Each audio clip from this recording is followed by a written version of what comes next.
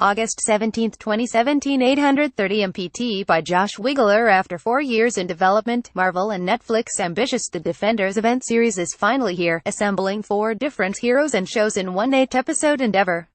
The stars of Daredevil, Jessica Jones, Luke Cage and Iron Fist and members of their supporting casts are brought together for a communal battle to defend New York City against the pervading threat of the Hand and an enigmatic enemy known as Alexandra, played by Sigourney Weaver. It takes some time before the Defenders actually come together for a common cause, and in the interim, the series itself almost feels like 4 different shows happening at once. Quick cuts of New York subway trains, bridges and other pieces of the city's iconography serve as separation points between the noir-heavy Jessica Jones, Kristen Ritter scenes and the red lighting of the Daredevil, Charlie Cox sequences, for instance, lending to an early sense of separation before the big team-up. According to showrunner Marco Ramirez, the distinction between characters and their scenes is by design, so as to make the moment of their coming together even more impactful.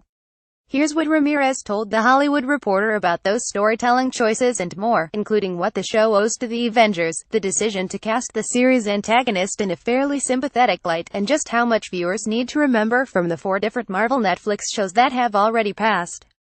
The Defenders is the culmination of 4 different TV shows. How important is it that everyone has seen those 4 shows before watching this one? Is it necessary to enjoying The Defenders? It's not necessary. It was always part of the design, that Marvel and Netflix always wanted us to make a show where audiences could dive into it without having seen any of the others. You could just hypothetically come in and watch The Defenders.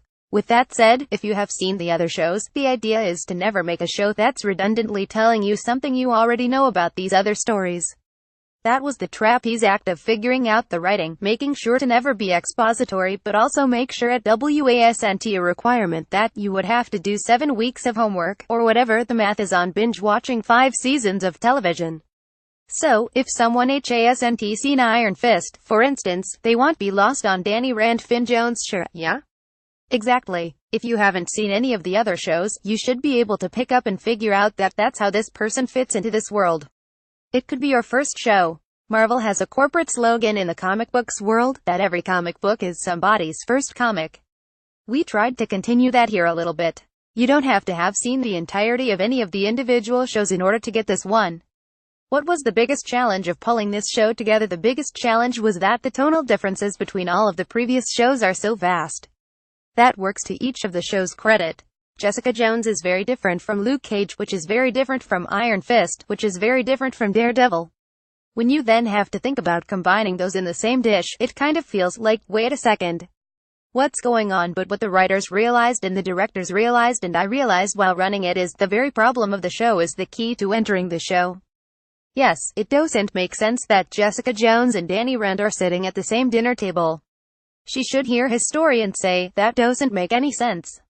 Your Kai is bullshit, your backstory is bullshit, and all the dragon stuff doesn't make any sense. That's actually the fun of the show, watching that interaction between Matt Murdock and Luke Cage encountering each other and saying, how are you bulletproof and what do you mean, you're blind? The interactions should make the show more fun, not take you out of it. Certainly in the first 4 episodes, there's a feeling of what you just brought up, of almost the 4 shows happening simultaneously within this series. The Luke Cage scenes feel very much of a piece with the Luke Cage series, for instance. Is that by design? Yes. As every one of these shows start folding into each other, we wanted them to feel like the most optimal versions of those shows. The early Daredevil scenes should feel like the most Daredevil we could possibly go, with the most red lighting and filters. The Jessica Jones scenes should feel the most film noir with violet colors. The idea then is that when they start to cross-pollinate, we see something else start to emerge, and that's what the identity of this show is, which is kind of a combination of all the visual and sonic elements of each of their individual worlds. Given the premise, one enters The Defenders expecting it to be an ensemble show. But for you, do you feel one of these heroes has an emotional throughline that carries us forward in the series more than the others? For instance, Matt has an extremely personal stake in the story, given the involvement of Elektra Elodie Young. It's hard for me to tell, having worked on it, and trying so hard to make sure that didn't happen. Honestly, I would like the ideal answer to be no. I don't want this to feel like it's so-and-so's show and everybody else is visiting. It should feel, and that's why we spent so much time on this in the first 2 episodes, that we are invested in every character. Yes, Matt and Elektra absolutely have history. But Elektra and other characters on the show quickly have history of their own that we get to see unfold. Danny Rand certainly has history with the Hand.